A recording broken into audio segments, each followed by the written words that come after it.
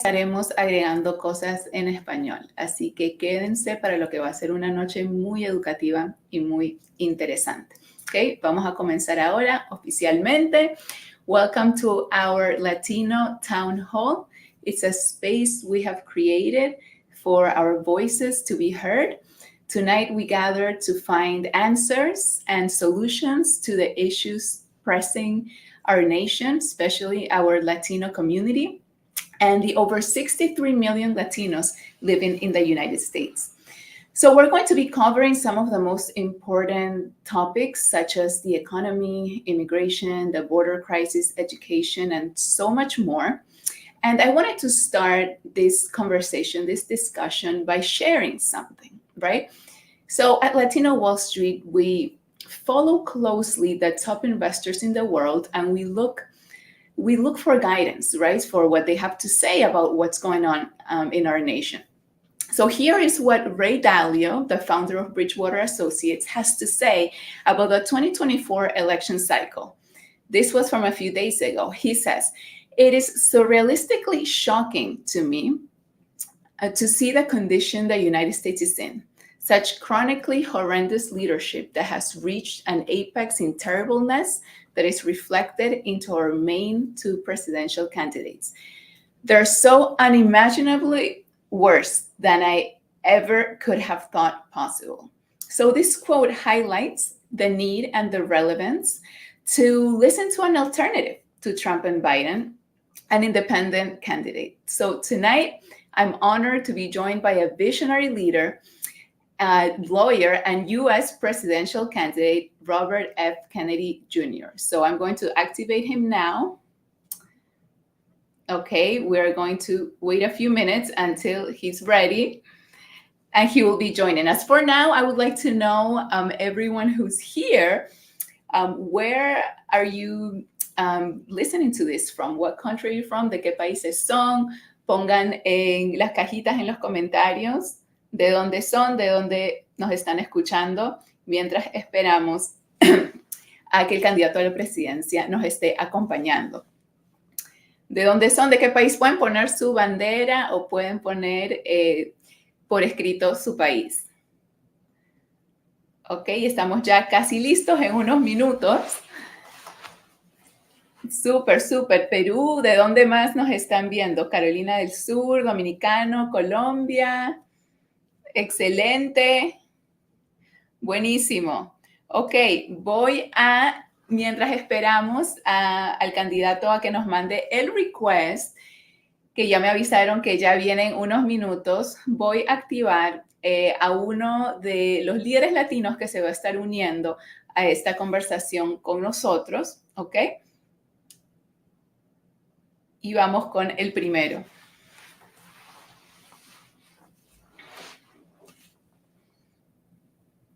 Super, Fort Lauderdale, Ecuador, excelente. ¿De dónde más se están uniendo? Hola, Simón. Hola, Gaby. Good morning. Buenos días desde aquí, desde Japón, desde Tokio.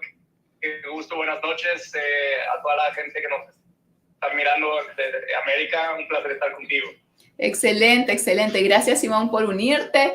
Estamos ahora mismo esperando al candidato a la presidencia para tener una conversación, ¿no? Tenemos preguntas interesantes para él, pero vamos a estar pues teniendo una conversación muy interesante.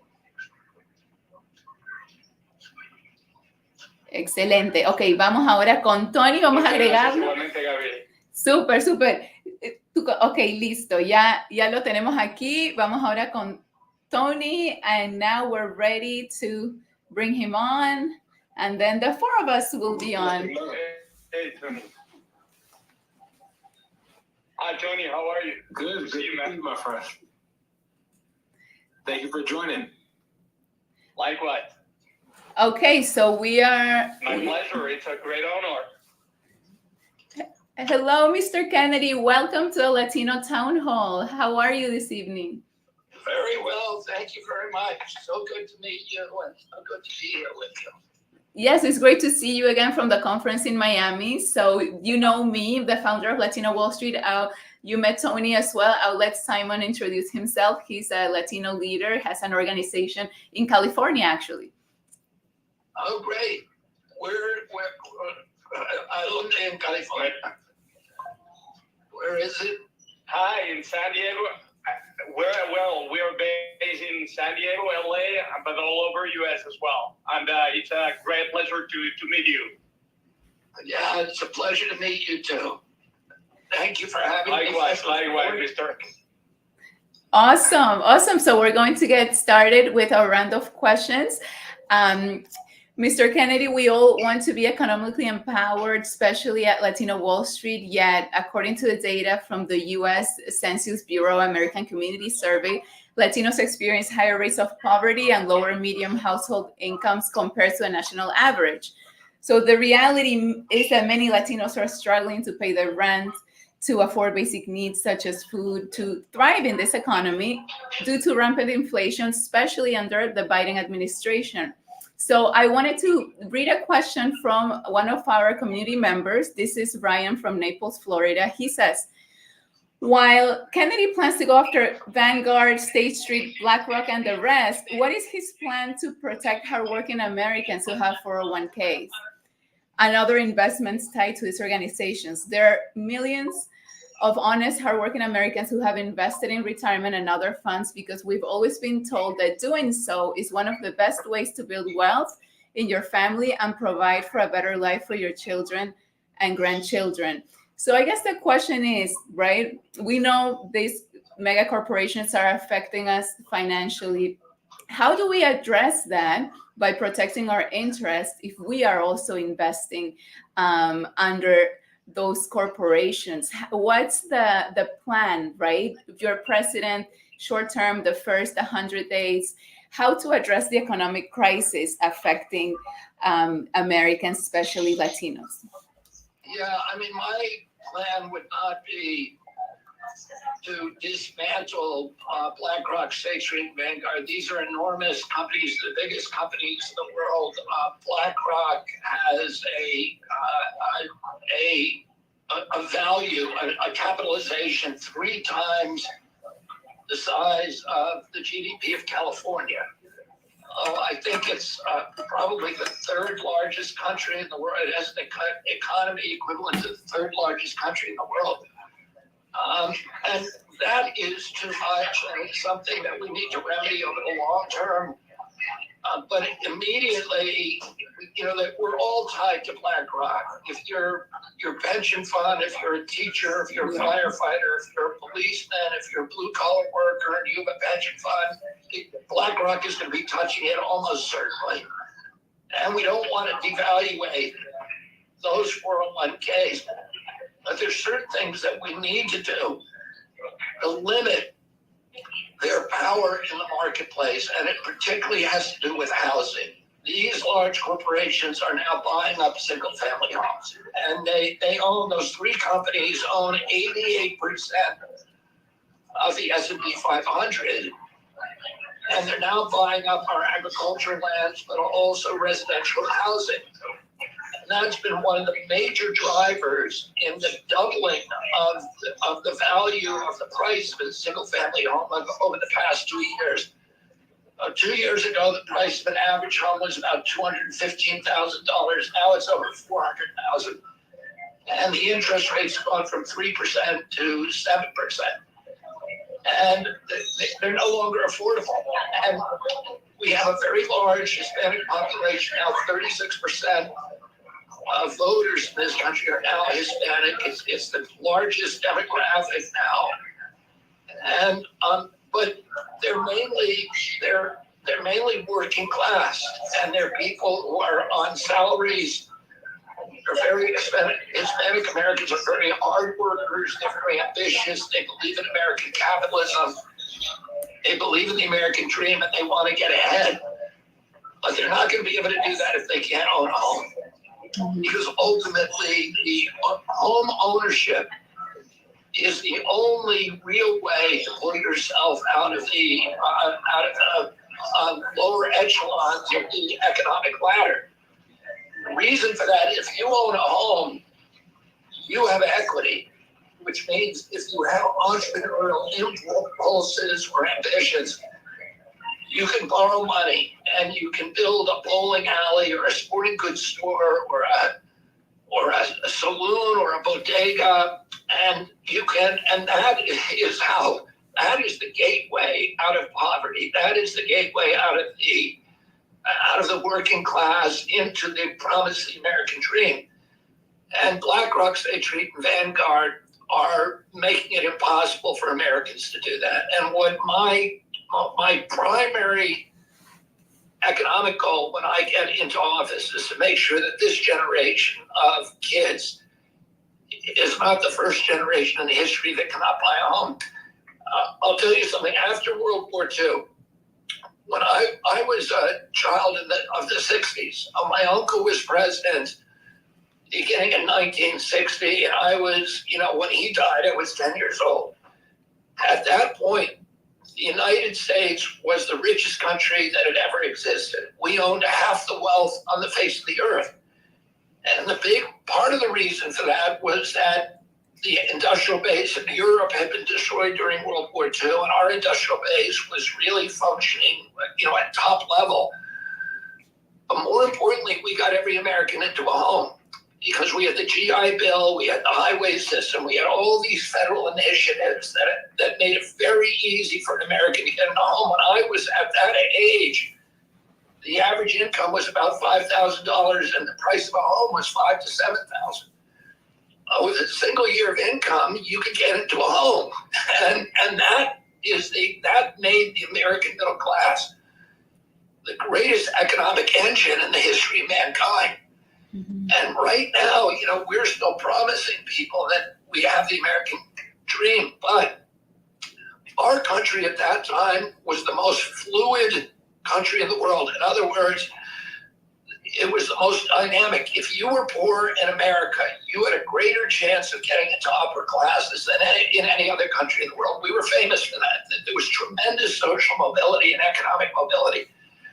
Today, America is the least mobile country in the West. So of all of the industrial nations, if you were born poor in America, you're less likely to die middle class or wealthy than any other country in the world.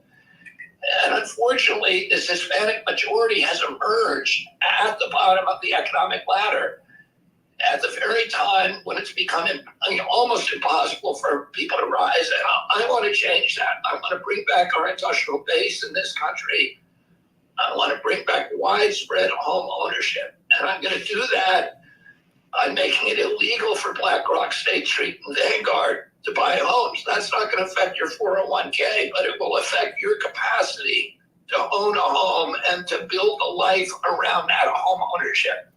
It's so important, right, to raise awareness about this, because so many people don't quite understand why are prices so out of control.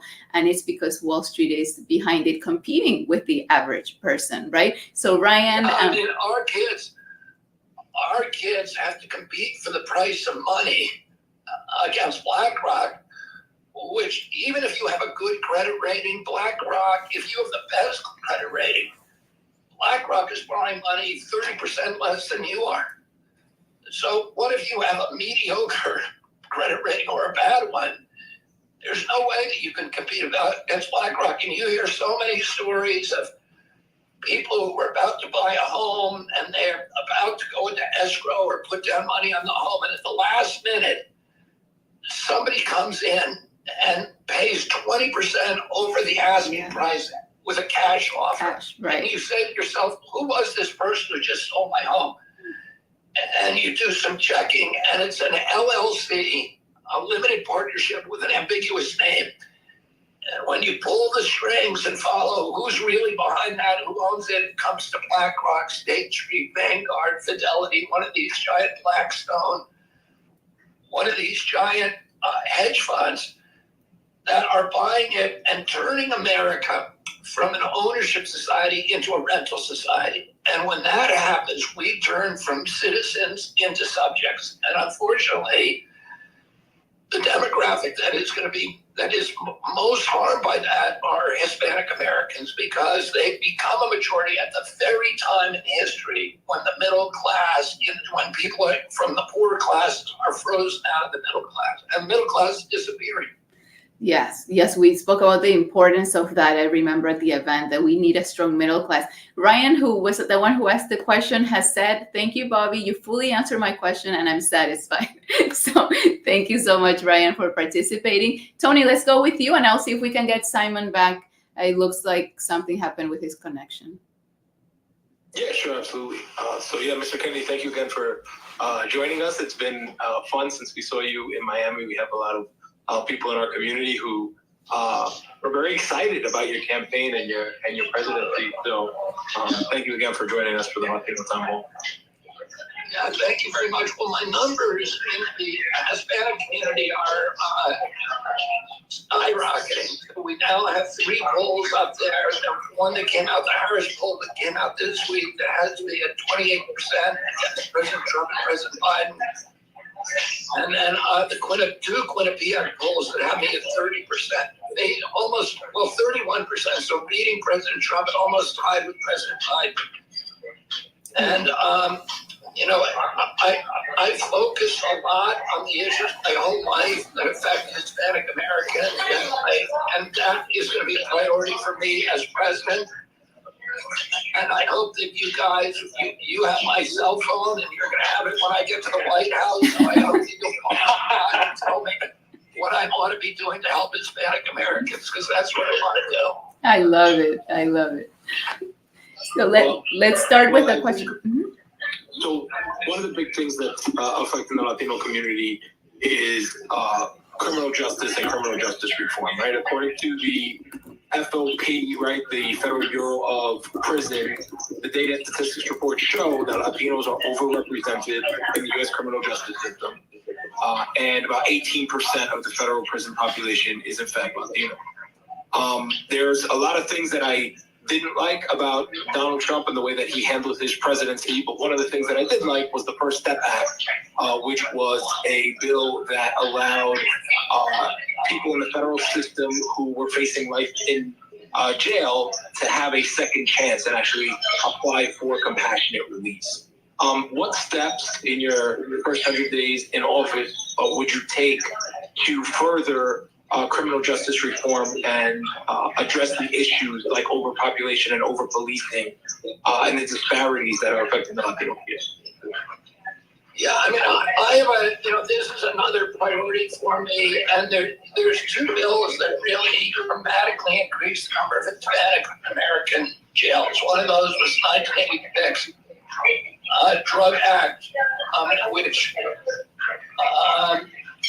among other things, it applied punishment for crack cocaine, the penalties 100 times the penalties for powder cocaine.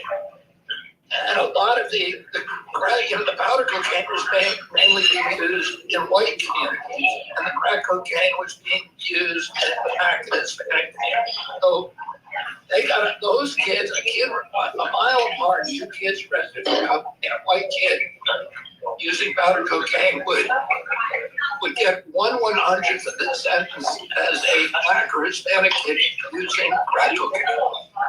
The other drug, and this was a bill that was actually written by President Biden. The other bill also written by President Biden when he was in the Senate. A 1994 omnibus crime bill, which created the super predator, the mandatory sentencing. 3 strikes are out, and it dramatically increased the number of minorities, double the number of minorities in American prison. Those were catastrophic for black communities, catastrophic for Hispanic communities, and it created this kind of jail to prison pipeline that now bedevils black and Hispanic communities. What I would do, a number of things. One is to get rid of, to free people in jail and pardon people who are convicted of non-violent drug offenses. We should not be punishing them in prison. We should be treating them. It's a disease, it's a disease that I have. And I have an extensive plan for treating that disease, and it should not be with prison, because all you're doing is making those people worse. And then and another thing is to allow people a second chance. They're not required as convicted felons.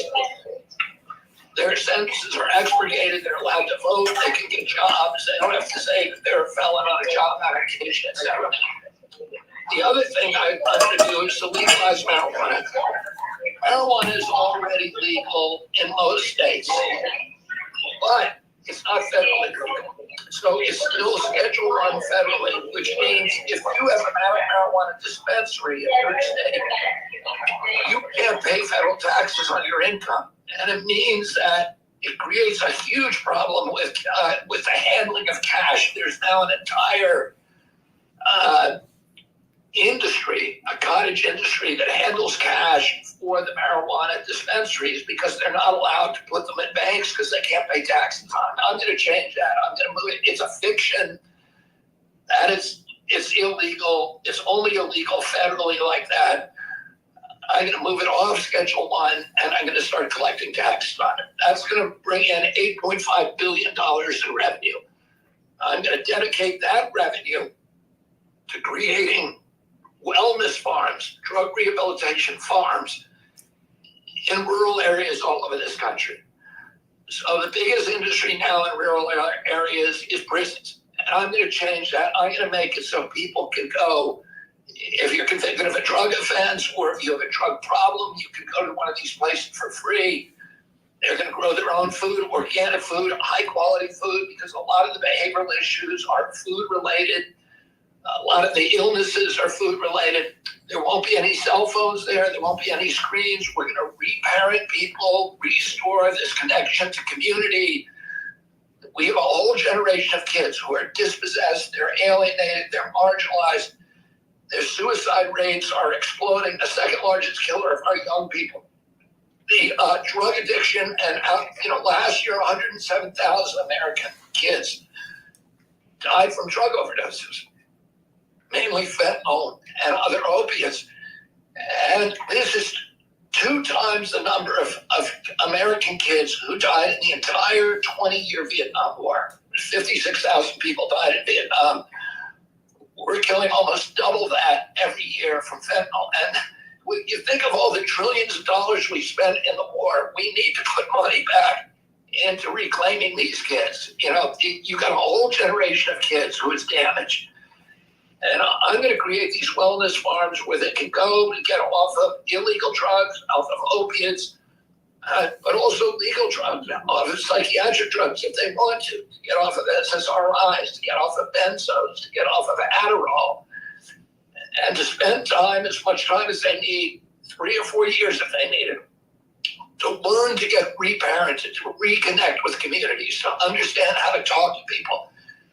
There'll be job training, particularly in the trades, right? Right now, when I was a kid, every school had shop class. And we went into shop class, we learned electricians, we learned HVAC, we learned carpentry, all of these skills that are critical. And these, by the way, are the only jobs that are going to be AI proof. Because AI is coming in and it's taking, we all thought AI was going to take working class jobs. No, it's taking the accountant jobs. It's going after the artist. My wife, who's an actress, just got off of a strike because the AI can create an image of her and not pay her, right? And actually do a whole show where she's in it with her image, but not pay her. Well, nobody thought it was going to do that. The jobs that are immune is if your toilet breaks in the middle of the night, you still need a plumber to come over and climb up your stairs and fix it. You still need an HVAC engineer to go into your attic or into your crawl space to fix your HVAC or your electricity. So those are the jobs we should be teaching our kids, and we're not. They don't know them, and they're good jobs. They're high quality. They're good paying. We're going to teach them how to do this. This system I've seen, witnessed. This system in Europe, where it's extraordinary, it cranks out. They have these places in Europe. One of them is called San Patrignano in Italy. It has 2,500 kids who are there. They get to stay 5 years completely free, and they have a bakery. They have a vineyard, 5,000 acres, where they make really high quality wine. They have dog kennels where they learn to take care of animals. They have wallpaper factory. They make purses for Di Locale, for Prada, for Gucci. And the kids, when they leave, they have a skill, and every kid is placed in a job. There are a number of places in this country that have used that model and transformed it here. One of them I visited the other day, called The Other Side in Utah, which now it's 300 ex-cons who live on it, and it's in the city, this one. They have about 5 square blocks. They have a bunch of buildings, and they have the biggest storage center in Utah. They have the biggest moving company in Utah. They have a construction company. They have a secondhand store that's bigger than a Walmart. And people learn the skills, not only specific job skills, but skills of life. Showing up on time, waking up on time, keeping a bank account, balancing your checkbook, being polite to people, not losing your temper, all of these little things. We've got a whole generation of kids that doesn't know how to do this stuff. And the graduates of this program are in such high demand, and all of these big industries, big businesses in Utah are fighting to get their hands on these ex-cons who are graduated from the program who would otherwise have no hope. But now they've given lives of hope. We need to invest in reclaiming this entire generation of kids. We're losing them. They're dying from drug addiction. They're dying from alcoholism. They're dying from overdoses, from suicides. They're incapacitated through mental illness, through helplessness, through, just a lack of confidence. And we need to go and reclaim them. We can't just dispose of them. We can't throw them away. We can't lock them in prisons and mental hospitals. We need to go reclaim them and help them become vital, useful, successful members of our society. And so many of those are young Hispanic kids who are totally helpless, hopeless right now about their futures. We need to give them hope again. Yeah, I love that you connected education to the prison system, because there's the prison, the school to prison pipeline, where you have kids being institutionalized in the schools, right?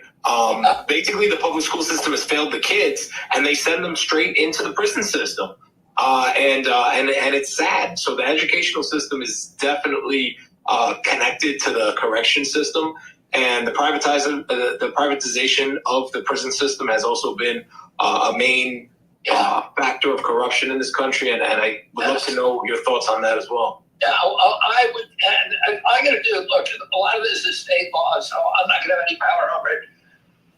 But I'm going to do everything I can to end the privatization of this is a civil function, it's a government function, it is not a private function, and you throw in private profit motives when you have prisoners who are helpless and who have no power in that situation, subject to tremendous abuse, and it's just a bad formula that is very predictable what is going to happen, and it's happening now.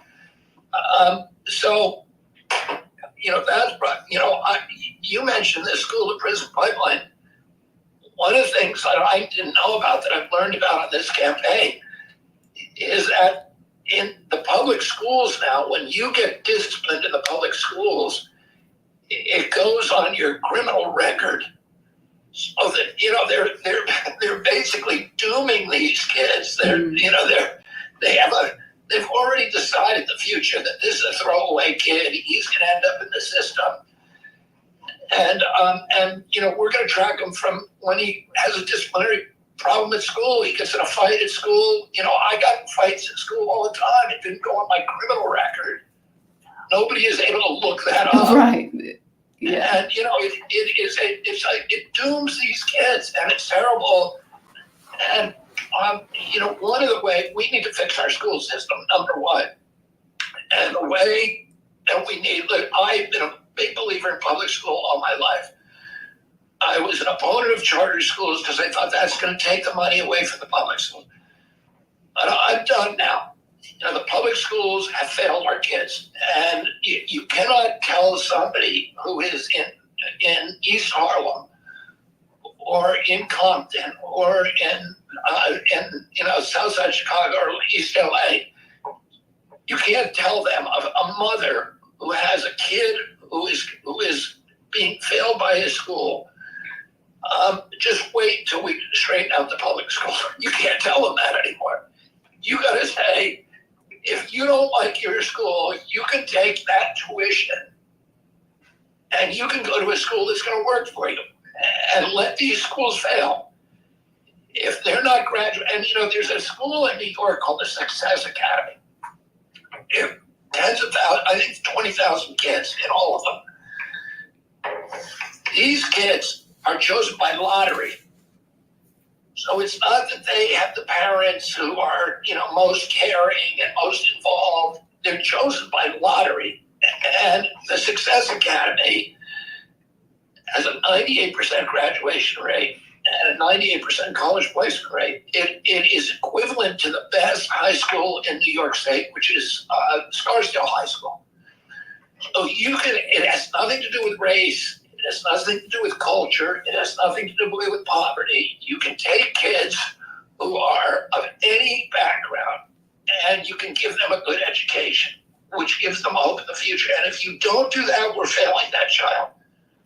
Well, and it has nothing to do with money either. And that's one of the interesting things when you look at these schools in the inner city, they have the highest funding per student than any other school. You look at schools in the suburbs, they're performing way better.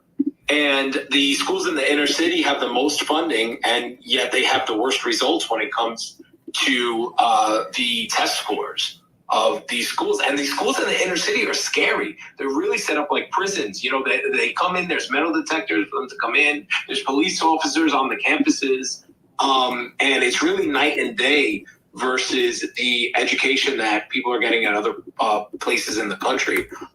So I love, basically what you're saying is you would support a voucher system, right? Like school choice? Some kind of voucher system. I want to support the public schools, but the charter schools are public schools. To me, what we ought to do, and this is the way to fix the police brutality issue too, is you make the police chief responsible. And if you get 3 strikes, you got 3 guys who are misbehaving on your staff, you never become police chief again. That's how to get rid of the police brutality. The same thing is true for our schools. You give the principal the power. They need the power to fire the teachers, to run their schools they see fit. And if that school succeeds, then it's going to be successful and it's going to grow, and people are going to send the kids there. But if it fails, it closes and they're out. There's a great educator at Harvard, a black guy called Ronald Fry, and he took this philosophy, he took it down to Houston, and he actually, the big thing about one of the big impediments to giving principals that kind of power is the teachers union doesn't want you to be able to fire teachers. So if you have a bad teacher, then everybody knows a bad teacher, it's really hard to fire him. And instead of confronting the union and starting a war with the union, I went down there and said, here's what we're going to do. I need money to buy out these contracts. And it cost $7 million. And he was able to go into this group of schools and identify the teachers who were not working. And he was able to make a deal with the union where he could fire anybody he wanted, but he had to pay out their contract. And that's what he did. And he made the schools work. So you can work with the union, you can take care of the teachers, and you can still, create an incentive system that's market-based, which to me at this point, we don't have, all of the defenses that liberals and Democrats like myself have made of the public school system over the past 20 years, And we're done. They speak for themselves. They're a total mess.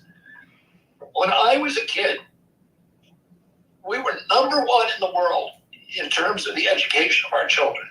We were number one for all the 50s, the 1960s, all right up until 1979. Number one.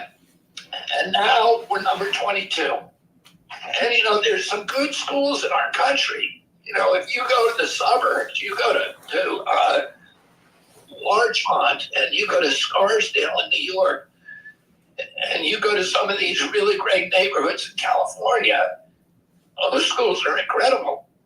But, the schools in the inner city are not functioning. They're crimes against our kids. They're moral crises that we're letting these children down. And you're absolutely right. The solution from my political party, the Democrats, over many years has been to throw money at those schools, and none of it's worked. It doesn't matter how much money you give them if you don't have that incentive system. It just isn't working. My wife, Cheryl Hines, an actress, and she took a strong interest in those schools, and she went down and she actually did a TV show where they would rebuild the schools. And it's like the show when they come and rebuild your house, you win a lottery and they rebuild your house. Well, she did that with schools. And it was for ABC, and it was called School Pride, and they rebuilt about, I think, 8 or 9 schools in Detroit, a couple of them in Compton, et cetera. And the deal was that they weren't going to do any, they brought in computers, they painted the buildings, they did, they did repairs, they fixed, a lot of them had leaky roofs. They had buckets in the hall, in the aisles between the chairs to catch the rain, really crazy stuff. They had fire alarms that weren't working, a PA system that wasn't working. And what the deal was is, if the parents get involved, we're going to give you the resources to fix these schools. The parents came flooding out. Everybody says these parents in these these poor areas don't care. Cheryl said they were lined around the block, 4 or 5 blocks of lines for the parents to get in and help repaint these schools. So they want it, we are letting them down. We are letting them down, and we can't do it anymore. We got to give people choice, so that if their kid's not getting educated, they move that kid to a place that's going to educate them. Yeah, and that's something we all have in common, right? As Latino leaders, we're always looking to educate people. Diego, he's going to introduce himself. He has a huge platform where he, basically one of his main things, the critical thinking. So he'll share a little bit more and go ahead with his question. Sure. So, Mr. Denny, very, very nice to meet you. And to begin with, let me congratulate you on your bravery. I mean, I normally every week I do live reviewing geopolitical events, and I tend to make a lot of fun of the other 2 candidates. So you're at least very, very brave to stand up as an independent candidate. Having said that, I have to warn, and my friends, they know me, I tend to do very hard and very tough and very direct questions, but I know you're very much used to them. I've listened to you a lot, and I'm a big fan of the way you express yourself, and you don't have any fears about speaking your mind and speaking truth to power in a way, which is very refreshing, to be honest with you. So having said that, I had some questions. I wish we had more time and a more longer space to have this conversation, but I'm going to try to be as concise and as incisive as I can with the questions. So the first one is that as Latinos, I'm a Brazilian, I'm based in Mexico, so I'm 2-language Latino, to say in a way. So we grew up with this idea that the US was like the paragon of democracy. But today, as seeing the type of candidates you can produce and having this 2-party system democracy, which is arriving in an ice cream store and choosing between vanilla and chocolate and calling that democracy, which is very much a stretch of the word. And then again, also internally, you don't offer any resemblance of democracy to everyday people in everyday life. Democracy is having acquisitive power. If people don't have money, they don't have choices, to be honest. So having said that, how do we move forward with this notion? Is it sustainable for the US to keep this paragon of democracy narrative? And if not, what alternatives do we have looking ahead? Well, I grew up in a milieu where, my father, my uncle, my grandmother, my grandfather thought of America as the template, like you say, the role model, the paradigm for democracy. We were supposed to be the exemplary democracy. When we created modern American democracy, really in 1789, when we ratified the Bill of Rights and began the American experiment with self-governance, we were the only democracy in the world right then. 1865, there were 5, all of them based on the U.S. model. By 1965, there's 180. So, and we were the model. We had the institution, we had the courts that worked, we had the freedom of the press, we had a very vigorous press that was, as you use the phrase, speaking truth to power, and maintaining a posture of fierce skepticism toward government authority. We had institutions that worked, our regulatory agencies, the FDA, people all over the world, all over Latin America would say, if FDA approved that drug, then it's approved in our country, right? And NIH, they were relying on NIH's science and EPA and all of these. And today, U.S. democracy is not a model anymore. And I remember visiting China, for business. I had a lot of green tech businesses back in the early 2000s, and I remember visiting China, and Chinese officials, even the high-level ones, would say to me, we're coming out of an era of extreme poverty and totalitarian rule, and we're transitioning to a democracy, and eventually we're going to have a democracy like you. But in the last 6 or 7 years, if you go to China, nobody's saying that. They say our system is producing. You talk to the governors of these provinces in China, they all have 180 IQs. Like that is the smartest guy in the province who is running it.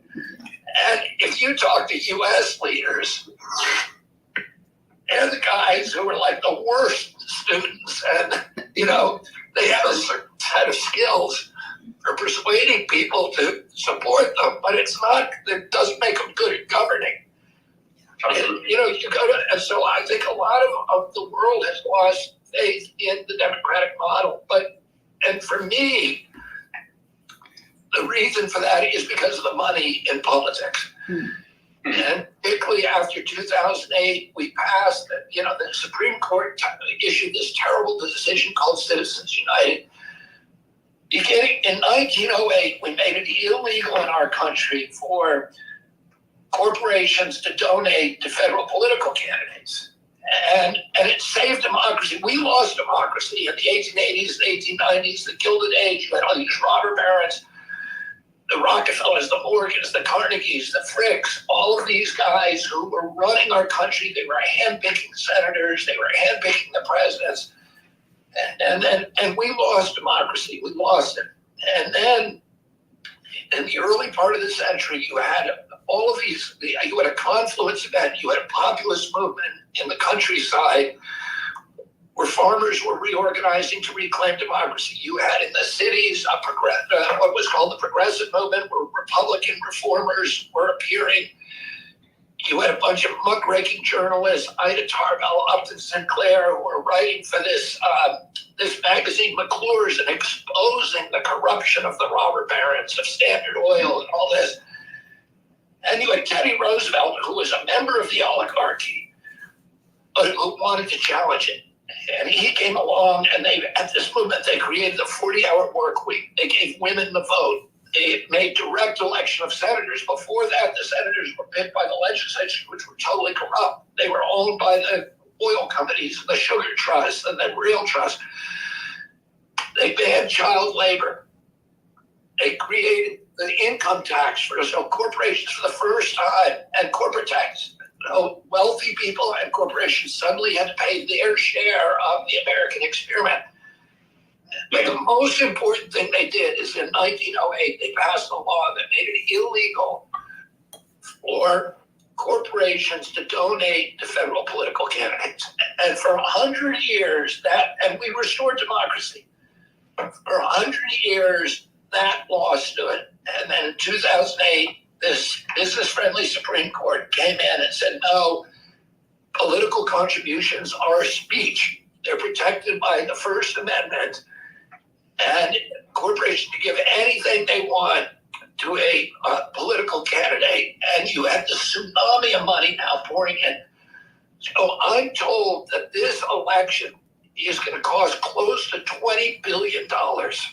Wow. Okay, so if you're a little guy, right, and you can't write a minimum of a $10,000 check, there's nobody in Washington, D.C. who's going to talk to you. So, and the elites on both sides have zero interest in the American middle class, and all they're doing is moving wealth systematically upward. The BlackRock, State Street Bank, or in COVID, they shut down all the small businesses in this country. They left open Amazon, they left open Walmart, they shut the bodegas, Right. They shut the, you saw that, and 41% of black-owned businesses will never reopen. We shifted $4.3 trillion upward to the oligarchy, and they created this Biden and Trump, 500 days, 500 new billionaires. So, that's what's become of our country. The only way ultimately to save American democracy is by getting rid of that Citizens United case. And the only way we can do that is with a constitutional amendment. And when I'm president, I'm going to work on making sure that happens, because there's no way we will ever recover if we don't get rid of that. So it's interesting the way you responded to the question, because we have this running joke in Latin America saying that the U.S. has no corruption because business lobby is legalized, right? So since business lobby is legalized, there's very little corruption. But I think politicians should wear like their sponsors on their clothes and like Formula One drivers, so we actually know what's behind them. So I think it's very refreshing the way you respond to this question. Like automobile racers, they ought to have exactly like NASCAR. Yeah. So then at least we will know which corporations we're voting for. Right. But then, as a follow-up question, and seeing this as the real existing capitalism, because we could talk about the theory of capitalism, which is not very interesting to me anymore, but the real existing capitalism that we have in practice, which is this grotesque mix between late-stage capitalism and this very degrading type of democracy that we have at the moment. Don't you see that, or don't you think that in a way, regulating the market and setting a very hard difference and differentiating the power between politics and the market itself, it's kind of necessary at the moment? Because in a way, when you mention China, and this is one of my main topics of study as an academic in the last few years, is the blooming of the Chinese model in a way. And with the current inability of the American economy to deliver a basic level of dignity to its citizens, do you see like socialism with Chinese characteristics as a viable alternative or something to negotiate with in the future? No, I mean, I'll tell you what, I'm really a huge advocate of free market capitalism, but a free market, we don't have free market capitalism in our country. We have corporate crony capitalism, right? We have something close to the Chinese system, which is this corrupt merger of state and corporate power. The function of the state is to protect corporate monopolies, right, and to subsidize them. And we have a law in this country that says 27% of federal contracts have to go to small business. Well, this year, I think it was 1%. So we have a law, but they just ignore it, right? Yeah. And if you're a small business person, which is what most Hispanics are, right? You get zero advantage from the government. Yeah. The government ought to be helping small business, small farmers, and ending the subsidies, the corporate welfare to these giant corporations who already have an advantage because they can get lawyers and they can get all the loopholes, and they have the lobbyists who are writing new loopholes for them. that don't apply to small businesses. And you look what they did to us during COVID. They didn't close any big business. They didn't close Amazon. They didn't close Facebook. They didn't close Google. They didn't close Walmart, or they closed the little, they closed the corner shop, the nail parlor, who were struggling to make a buck and just get by. And that's who they went after. So, and the whole system is designed like that. It's designed. It's not free market capitalism. I want real free market capitalism, which is linked inextricably to democracy. It's local control.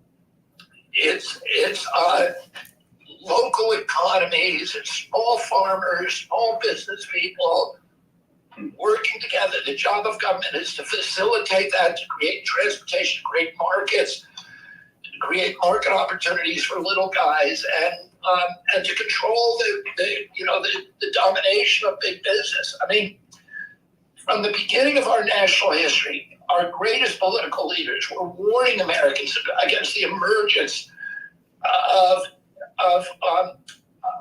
against the domination of business by government. Communism is the domination of business by government. Fascism is the domination of government by business. And a free market capitalism, you have to keep big business at bay with your right hand and big government at bay with your left, and walk down this narrow corridor in between, which is free market capitalism and democracy. And you need rules that make sure that the little guys have the opportunity, and that it doesn't all devolve to these big guys. I've watched this my whole life. I'll tell you a story. I was fighting Smithfield Food. Smithfield Food came into North Carolina, purchased built a slaughterhouse for 30,000 animals, 30,000 hogs a day, right? And then it signed contracts with 1,800 small farmers to mass produce hogs in warehouses in ways that are very, very damaging to the environment. At that point, there were 28,000 hog farms in North Carolina, and they were all little guys. They were poor farmers. It was raising hogs is a really easy way to break into a market. But they made it so that you could not sell a hog for slaughter in the state unless you made a deal with them. They dropped the price of hogs from 68 cents a pound to 2 cents a pound. And it cost the farmer 34 cents a pound to raise that hog to kill weight. So they put out of business 28,000 small farmers, and they consolidated. Now you have one corporation that now controls all of the landscapes in the state. It controls all the hog production in the state, the meat production, and then that company sells itself to China. So now you have the Chinese. It's a colonial model. The Chinese now control the landscapes of North Carolina and the people now. Smithfield then went to Europe and tried to do the same thing there. It was going to start with Poland. And I went and testified in front of the Polish parliament. And they had passed a law in Poland, Smithfield Foods.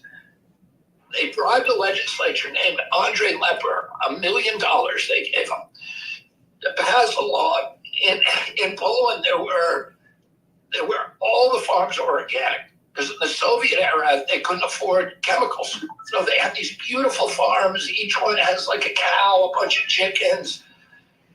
And each little town has an abattoir, a little slaughterhouse, where they make kielbasa, Polish sausage, the best sausage in the world.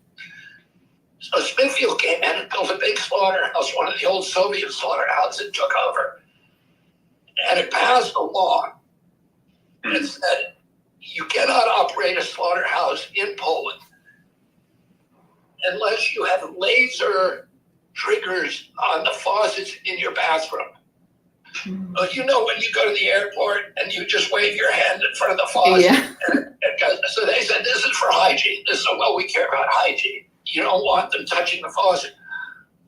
It wasn't hygiene. They didn't care about hygiene. They didn't have any hygiene problems with these little abattoirs. They knew that those things would cost thousands of dollars and no small slaughterhouse could afford them. So they put out of business every slaughterhouse in Poland except for theirs. Well, that's similar to like the fight for 15, right? Amazon loves the fight for 15 because they can afford to pay everybody $15 an hour and everyone else can't. So at this stage in the game, you know, when Jeff Bezos was in his garage, he wouldn't have liked the $15 hour minimum wage because he wouldn't have been able to grow to the scale that he is. But now that Walmart and Amazon are the big boys in town, they can afford to pay a higher minimum wage, so they don't mind. What looks like something that they're doing to be altruistic is actually something that they're doing to trample competition. Another thing I just wanted to mention, you know, it's kind of a misconception that the United States is a democracy, is a pure democracy. We're supposed to be a democratic republic where each state is supposed to have its own sovereignty, and that's supposed to be part of the check and balance system of this American experiment of democracy, where you have this democratic republic, each state has its own sovereignty, and if you don't like what's happening in one state, you can move to another. But as the federal government has grown larger and larger and larger, right? We were talking about the Federal Bureau of Prisons. There was no such thing as a federal prison system. There was no such thing as federal police. When the federal police started, they had to hide in the post office and pretend that they were postal employees and postal inspectors because there was not supposed to be a federal police force. The federal government was supposed to be very small. So as we're moving into a new world where the federal system is so huge and bloated and it is manipulating and controlling the states, I would love to hear your thoughts, Kennedy, on how we can make the federal government smaller. Well, I mean, look, right now there's a lot of innovative ways to make it smaller. My passion would be to make the government efficient, to make it do what it's supposed to do. Like NIH is supposed to protect public health. I wouldn't shrink NIH, but I'd stop NIH from being an incubator for pharmaceutical products and just, you know, making new pharmaceutical products for the industry all the time and then collecting royalties on that. NIH should be telling us, why do we have the highest diabetes rate in the world? Why do we have the highest autism rate in the world? Why are our kids the sickest in the world? So why isn't anybody telling us that? When my uncle was president, 6% of American kids had chronic disease. Today it's 60%. When I was a kid, the average pediatrician saw one case of diabetes in his lifetime over a 40-year career. Today, one out of every 3 kids who walks through his office door has diabetes. Something happened. What is it? Why isn't NIH telling us? Why are our kids obese? You know, we went from 13% to almost 50%. Why? Is they didn't get lazy all of a sudden. They're being mass poisoned. The autism rate in my generation, 70-year-old men, is 1 in 10,000. Mm-hmm. In my kids' generation, it's 1 in every 34 kids. Mm-hmm. What happened? This is what NIH should be doing. It shouldn't be developing new drugs to treat all these diseases and cash in on them. Right. It should be with pharma. It should be telling us why it's happening and then ending it. Oh, there's all kinds of opportunities. For example, I'll tell you, I the other day I was talking to an expert on AI in the military. And we were talking about the fact that the Pentagon audit, the 20th year in a row, the Pentagon failed its audit. They lost $4.2 trillion. They can't find it. Nobody knows where it is. Okay, so they said most of that money is from stuff that they bought, inventory they bought, and then they can't find where it is, so they have to buy another one, right? And it's in stockpiles somewhere in some state. Nobody knows where to find it. And they lost $4.3 trillion. How can you lose $1 million, much less $1 billion, much less 4.3 trillion. Yeah. That's lost. And this AI guy was saying, look, it's very easy. You get AI walkers to go through all the stockpiles and find out where everything is. And then, and you can eliminate huge amounts of waste now using AI. I would do that. There's some agencies of government that I don't think are functioning. I think the Department of Education is a crime, right? And I think there's parts of the Department of Education I would try to save. The record keeping, the analytics, the research functions of the Department of Education. But in terms of promoting the core curriculum and promoting all of this other stuff that they're doing, it's a complete waste of time, and it's failed. We're in a very... It's failed, and let's do something else. So I wouldn't just say go in and cut the entire federal government. And by the way, I'll tell you something. The state, as corrupt as the federal government is, the states are more corrupt, and they're more susceptible to corporate influence. The corporations love it when you get rid of federal powers because they can easily dominate the state political landscapes, and they go into those states and it's a race to bottom. Oh, I don't think it's a solution simply to get rid of the federal. The solution is to make the thing work the way it's supposed to work, right? And not just be a mechanism for enriching corporations. And our agencies used to be really the best in the world, gold standard. They're now stock puppets for the industries they're supposed to regulate. They're wholly owned subsidiaries of those industries. The FCC is run by Verizon. The DOT is run by Norfolk Southern and the airline companies. The EPA is run by the coal and oil and chemical companies. USDA is completely run by big ag and by processed food industry. And they were created to preserve the small farmer and give us wholesome food. Their actual function is to poison us and to kill off the small farmer. So, and the health agencies have nothing to do with public health. They all have their job is to promote profits, the mercantile interests of the pharmaceutical industry. So it's not just cutting. You can't just go in there and cut. You've got to go in there and change the culture. And I know how to do that because I've been suing these agencies for 40 years. Right. I've sued all of them. And when you sue them, you get a PhD in how to unravel corporate capture. Right.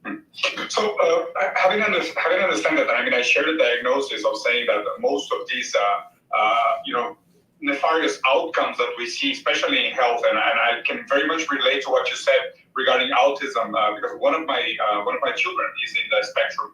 Even if that's not necessarily a diagnosis, you can dig deeper and go genetically, and you'll understand much more about the cases. But it's true that our generation was not so exposed to that hazard, and now it's pretty much very common, widespread. But what I fail to understand, Mr. Kennedy, and I would like you to elaborate if you can, is how do you propose to solve these problems of these big nefarious corporations exerting their influence in federal government and even state government to further their economical interest with more free market? How is more free market a solution to this? Well, number one, we got to get rid of the Citizens United because that is a systemic corruption. That's like you said. It just makes it easy. It has legalized bribery on a massive scale. So that's I love what you said about that. But within each of these agencies, there are two things happening. One is you have corrupt personnel who have infiltrated the culture with their corruption. And two, you have perverse incentives, which need to be changed because, for example, FDA gets 50% of its budget from the pharmaceutical companies. Correct. So they're not working for us. Yeah, we're not the boss. What would happen? EPA is a captive agency. It's captive by oil and coal. Well, what would happen if EPA was getting 50% of its budget from the coal companies, and it only got that budget if they did well selling coal every year? Yeah. Well, that's how FDA works. NIH. We changed the law in 1980. This is the craziest thing. Like, you wouldn't believe how crazy this is. We passed an act called the Bayh-Dole Act in 1980. And it said that any scientist who's working for NIH gets to collect royalties on any drug that he regulated. So with the Moderna vaccine, I'll just give you one example. The Moderna vaccine, which has a kill rate 40% greater than any of the other vaccines, was the worst of all of them. The Moderna vaccine was developed by NIH, and so NIH owns 50%, and half the royalties go to NIH, so it's making tens of billions of dollars. There's 6 individuals who work at NIH, high-level deputies, who make $150,000 a year forever. As long as mRNA products are on the market, those 6 guys are making money. These are the guys whose job it is to find problems with that product. To say, hey, wait a minute, it's not safe enough here, you can't do this, you can't do that. But they are paying for their mortgages. They're paying for their boat. They're paying for their kids' education. They're paying for their alimonies. So, the whole incentive system is rigged. Yeah, that's a perverse incentive, and it's going to put agency capture on steroids. And then the other thing is personnel. Policy is personnel. Okay. When I sued Monsanto, we got discovery documents, which were emails from the top officials at the Monsanto company and the head of the pesticide division at EPA. His name was Jess Rowland. And they, as it turns out, he was running the pesticide division for a decade, but he wasn't really working for EPA. He was secretly working for Monsanto the whole time, and they were telling him, you got to kill this study, you got to fix this study, you got to bring in these mercenary scientists that we're going to give you to sign on to this study, and we're going to ghostwrite it for you. And he was doing everything they said. At one point, they said to him, there's another agency outside of EPA. It's called Agency for Toxic Substances Research, the ATSDR. They're doing an article, they're doing a study, studying the links between cancer and Roundup. You can't let them do that because we know what they're going to say, what they're going to find, and we can't let them publish it. And Jess Rowland said, that's not my agency, I can't do anything about it. This is what he wrote. And they wrote him back saying, you got to do it. So finally he writes back and says, okay, but if I do this, you better give me a gold medal. So we had that correspondence. In the case, we have 40,000 cases. And in multi-district litigation, you try the cases one at a time until somebody comes and says, uncle, I give up. The first case, we won $289 million. The second case, we won $89 million. But in those two, the judges would not let us show that document to the jury. It's crazy. The third case, they let us show it to the jury. And we asked for $1 billion. They gave us $2.2 billion. And then Monsanto came to the table and we settled all the cases. But what Jess Rowland, there's guys like that in every agency. And in many of the cases, I know who they are, I know their names, and I got to move them out. Oh, that. Deng Xiaoping used to say that the market is a horrible master, but an excellent slave. So we have to change that. I saved the last two more, the toughest two questions to end. And again, thank you so much for the time, Mr. Kennedy. So the first one is, I've been researching a lot what's been happening in China for the last few decades. with a lot of admiration and curiosity, and I think we have a lot to learn about their experiment, even understanding that their conditions are very unique and very different from ours in this side of the world. But having said that, one of the data that I came across, and I wanted to ask you about this because it has to do with the deindustrialization of the American economy and the over-financierization of the American economy, the dependence on an investment economy instead of productive economy. At the moment, the data is that out of every $100 that are issued by the Federal Reserve, only 24 of those dollars are actually used to produce commodities, into the production cycle. The other 76 are into speculation mostly. In China, the data is out of every $100 emitted by the central banking system, 97 are used for production. So what's your point of view regarding how to make America productive and competitive again without over-depending on this investment and speculation that is becoming more and more dangerous in the multipolar world that is emerging? Yeah, I mean, you bring up the central point, and sort of the big issue here is the role of the Fed, right? And the role of the Fed has been to deindustrialize the American economy and financialize it, and because the Fed is a captive agency. And it's captured by the big banks, and by Wall Street interests. And they use this cycle of quantitative easing followed by high interest rates to lure. It's like a trap. It's like setting a trap. Right? They bait the trap with the quantitative easing, which is easy money, and everybody runs into the trap, and then they raise the interest rates, and everybody goes bankrupt. The equity becomes available, and J.P. Morgan and BlackRock and State Street purchase the equity, and this is there's been this system for shifting wealth upward.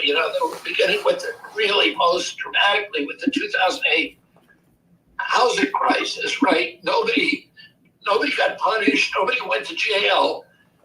The people and the people who got bailed out were the banks rather than the customers. They lost their property, and the banks ended up owning everything. The people who had created the crisis ended up profiting from it. But and we have now exported our industrial base to China, and there's also a connection between the Fed's ability just to print as much money as it can and the war machine. The only way, first of all, you can't make war unless you have fiat currency, unless you're printing money. That's how they can pay troops and buy arsenals. Yeah, and then the way that we keep America as the world's reserve currency, the American dollar, is Fed's ability to print as much money as it can and the war machine. And so the way, first of all, other countries are buying the American dollar as the reserve currency, as the trade currency, as the safe haven currency. Yeah, they're essentially financing our debt so that we don't experience inflation. If they stop doing that, our inflation is going through the roof and we're dead. Through our military power, 800 so abroad. I'll tell you another problem with this, and we're seeing it now in Ukraine. Other countries are buying the American dollar and does not have the capacity to fight a war. Safe haven currency because we were the arsenal of democracy in World War II. Why? Because we had a huge industrial base, and we took all of the automobile companies, we converted them to military production. They built tanks, they built planes, 56 planes a month or whatever. They are building huge numbers. And we could do that, and we still think of ourselves as the arsenal of democracy, but we are. The Chinese are. The Chinese can fight a war. There's one Chinese company that makes 75% of the drones on Earth. They have the ability to fight a world war. Huge numbers. We have no ability. And, we're figuring out that now. These ultrasonic. The Chinese are. We couldn't get 1 million troops across the Atlantic anyway. We can't supply them. The Russians have better weapons than us. They have 1,500 more nuclear warheads than we do. They have better defensive weapons. We have no ability. They're obliterating our weaponry. We make weapons. Our weapons are not designed to fight a war. They're designed to enrich. We couldn't get American troops across the Atlantic anyway. We can't supply Northrop Grumman, the General Russians have Dynamics. better weapons than us. They're over-engineered, they're overpriced. The stealth bomber costs like $1.5 billion. You can't fly in the raid. They're Okay, you upgrading can't. our weapons. And the Chinese and Russian defense systems can shoot it down now. Fight a war. Yeah. They're It was designed useless, but that's the kind of stuff that we're creating. You know, that's very sophisticated engineering. The Russians are much more simple. Their engineering is exquisite. They're over-engineered. And they don't have the capacity for mass production, but the Chinese do. Can't fly in the raid. But you put Russian engineering, you marry that to Chinese mass production, we are going to get obliterated in a war. There's a question from the audience that speaks on this. There's a question from the audience that speaks on this from Maria. She was asking, you know, we're talking about all these domestic issues, but internationally, one of her biggest fears for her family is World War III. So what steps would you take to de-escalate World War III? That seems to be the Sorry. Mr. Kennedy, there's a question from the audience that speaks on this. There's a question from the audience that speaks on this from Maria.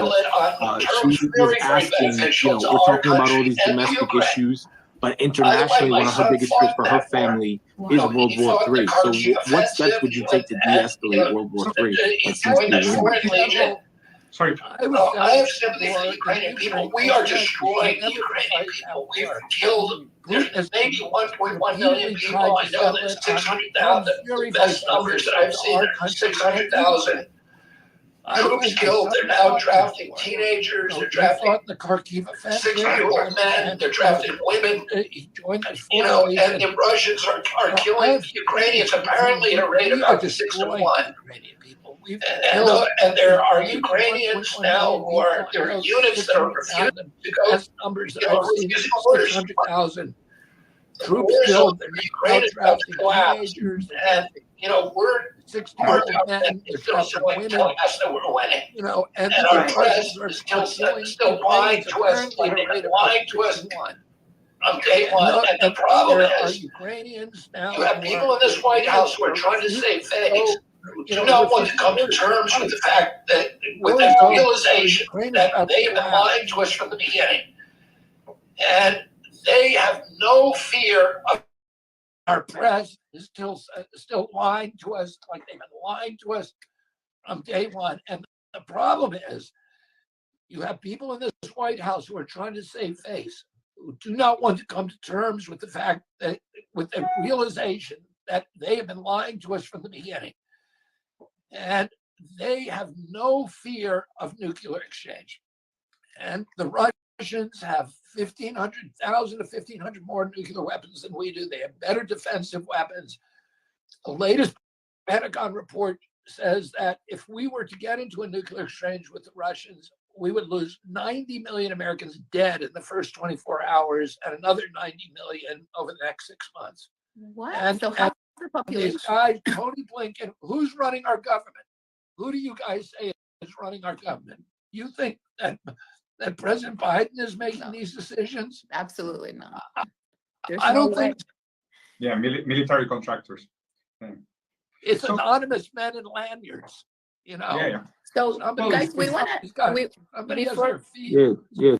It's a joke. Before we go, we want to make sure to touch on an immigration that's a very sensitive subject to our Latino community. I'm on a board, it's called Justice for All, with a former ICE director, not because I'm against immigration, right? But because I'm against what's happening at the border right now, the open borders. Most of us who move to the United States come here because we want to leave behind all the crime and we want to feel more safe. And it doesn't make any sense what's going on right now, that these people are being incentivized, right, to do what they're doing. So how can we transform that border crisis into some kind of opportunity, right? Because I always say that in every crisis, there has to be the other side, the transformation side, the breakthrough, the opportunity. Yeah, I mean, I want to recount this. My father was very close to Cesar Chavez. Right. And Cesar Chavez really helped to live in the state of California for my father in 1968, the last day of his life. He was his closest political ally. They were very much aligned. They were both they were very similar. They're very stoic characters. They were shorter in stature. My father was, unlike his brothers who were all over 6 feet, he was 5'10", but he was, they were both very tough. They both loved St. Francis of Assisi. They were both very pious Catholics, and they hit it off with each other. And then my father was killed in '68 on the day that he won the California primary, thanks to Cesar Chavez.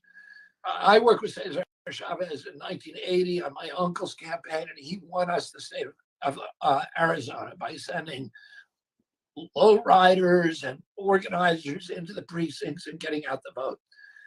And then during the last years of his life, from like 83 to 93, the last decade, I worked very closely with Cesar Chavez on pesticide issues because there's 56,000 Hispanic farm workers who are poisoned by pesticides every year. Their families are devastated by exposure to these pesticides in the home.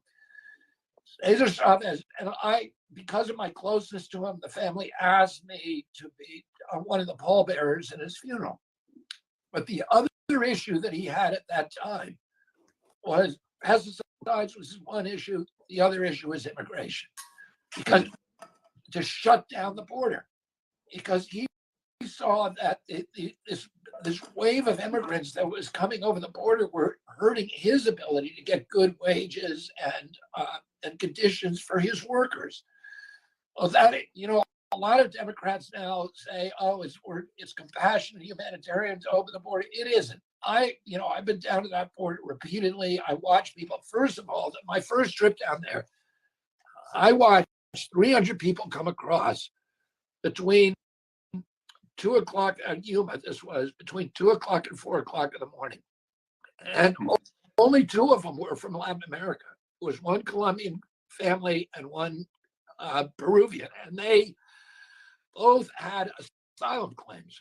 Everybody else, the first 110 people who came across were from West Africa, young men, military age.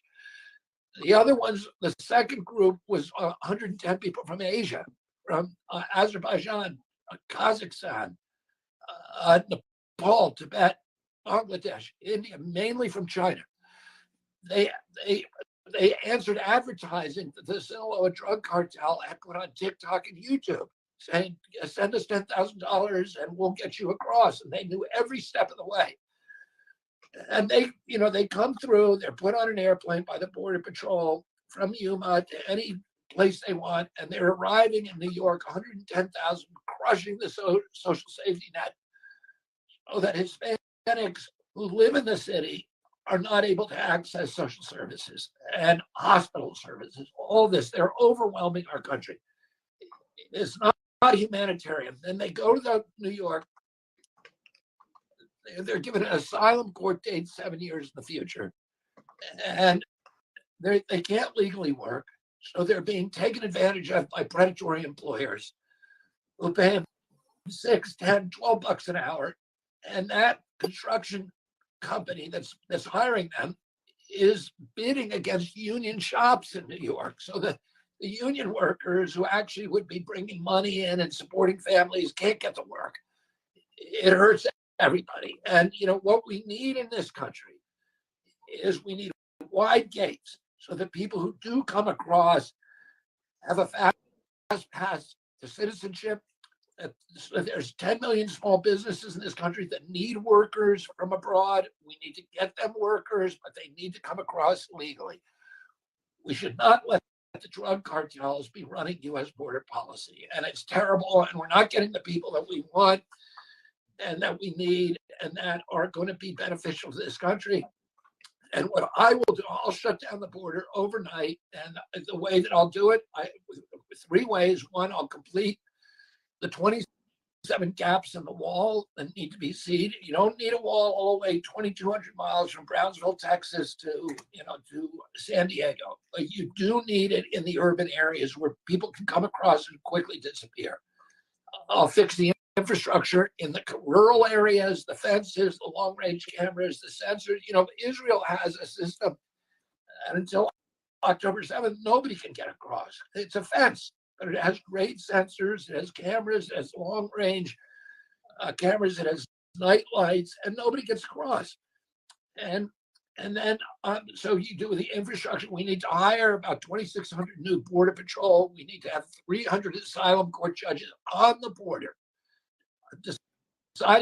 adjudicating asylum claims immediately.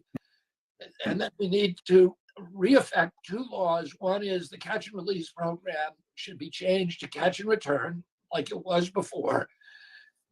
And the Migrant Protection Act should be reinstated so that people who come to Mexico with an asylum claim to get into the United States, if they adjudicate their claims in Mexico before they come across the border.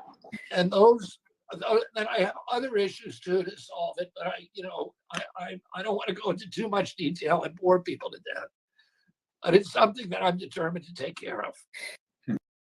Yes, that's something, like I said, it's a very sensitive subject for our community. So Tony's going to hop off, and also for the last question, we're going to give to Simon. He was having connection issues, but he said he fixed them.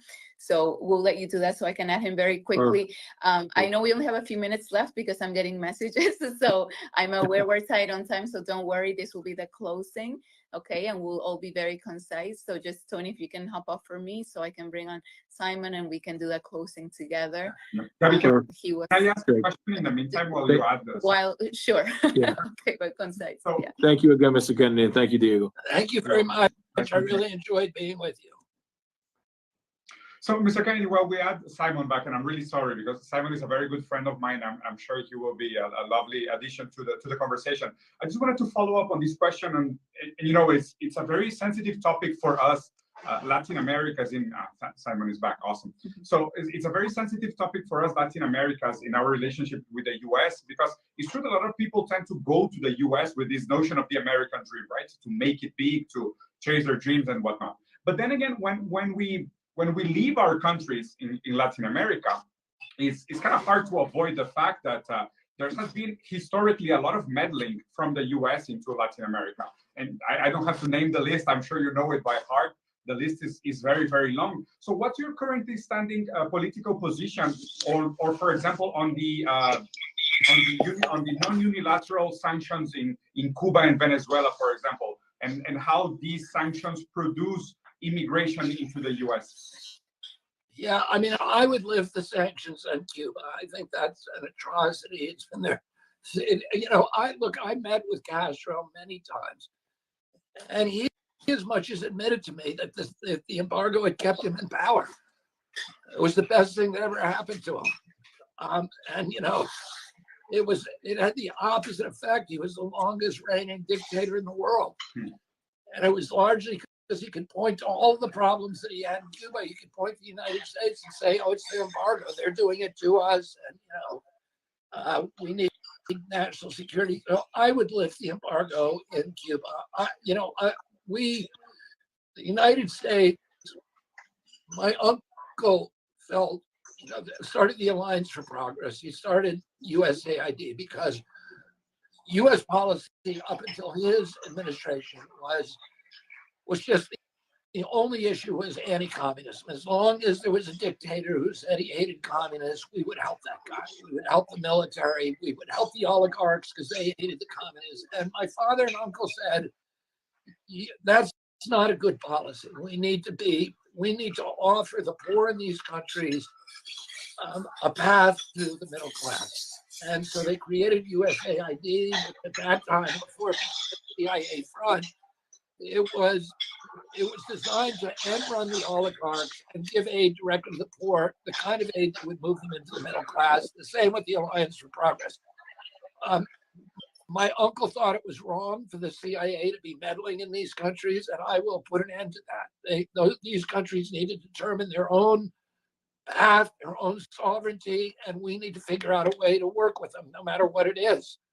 So, I don't think I would end the belligerence. And you look at Central America, and what the richest country in Central America is Costa Rica. Costa Rica is the only country we've never invaded. It's the only country, it doesn't have an army. It's peaceful, it's wealthy, it's happy. You look at the countries where we've had a presence. Guatemala never recovered from us overthrowing Jacobo Arbenz in 1953. You know, Salvador has never recovered from us funding the death squads there, right? And now Salvador is with Bukele, and you know, it looks like they may be transitioning out, but we need to be partners with these countries. They want our leadership. They don't want our bullying. And I'm going to end the era of American bullying and have a real partnership with Latin America. I've been to every country in Latin America. I worked from high school. I worked every year in Colombia. In the summers, I lived in Peru and the Altiplano in Peru.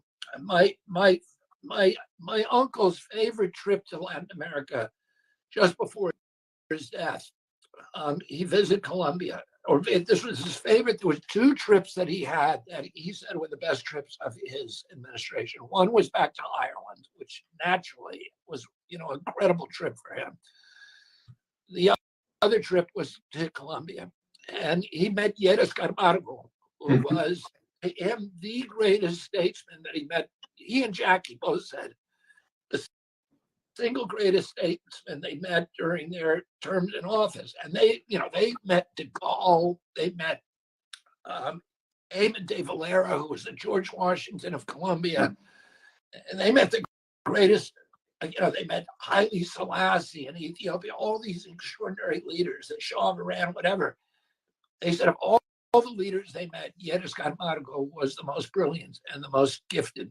And there was 1 million people in the principal plaza in Bogota, and that came out to see my uncle, and they were cheering wildly for him. And Yedis Camargo said to him, "Do you know why they love you?" And my uncle said, "No." And he said, "Because they think that you put America on the side of the poor, right?" Mm-hmm. And, you know, that's what my uncle tried to do, to not have wars. And because of that, and to put America on the side of the poor, building the middle class, because of that, there's more statues to John Kennedy in Latin America, more boulevards named after him, more parks and universities and hospitals in Latin America, Africa, and Asia than any other president, probably more than all the presidents put together. And it's because put America on the side of the poor, and that's what we need to be doing again. So, Mr. Kennedy, I'm gonna say goodbye because I have to leave. My kids are waiting for me on Sunday, and I have to help them with homework for tomorrow. But then again, I'm willing to offer you. I have a huge following in Latin America. I would love to have a follow-up on this conversation. I can get in touch with Gabby if it's possible. And just as a curious fact, I went to a high school in Mexico that was the John Kennedy High School. Wow! Oh my God! What a fun fact. Thank you so much, Diego, for your participation. I know I'm getting messages from your campaign that we have to close, but I wanted to give Simon, we tried to get him on for an hour and a half. His connection didn't work. If we can just do one sentence, something very concise to just as a conclusion. Simon, go ahead. No, we can't hear you. You're on mute. Well, first, it's just great to listen all your insights, your solutions, and your vision. And I look forward that we can bring to the table this type of possibilities and your thoughts, your insights into a real agenda in America. I look forward that you can empower real ideas into public policies, and I look forward you have the great opportunity just to lead the nation. Well, thank you very much. It was very, very good to see you tonight. My pleasure. We very much appreciate your time. And like you tweeted recently, we want, we don't want to be doing the same thing over and over again. Re-elections, we're looking for something new, something fresh, something that gives us hope. So thank you so much for bringing that this evening. Thank you so much. Sorry to interrupt you, but it was amazing looking you how you hunt the snakes. If you can have that ability just to hunt these corrupt and crook people, you will have a great future. And it's helping. That video is helping more than you know. I've always been scared of snakes, and recently, a few days ago, I said, I'm not gonna be scared anymore. If he can confront them, I can walk past them. So you're helping more people than you know. Mr. Kennedy, you are on it. Thank you. Thank you very much. Really enjoyed talking to you guys. Thank you so much for your time, and thank you, everyone. Good evening.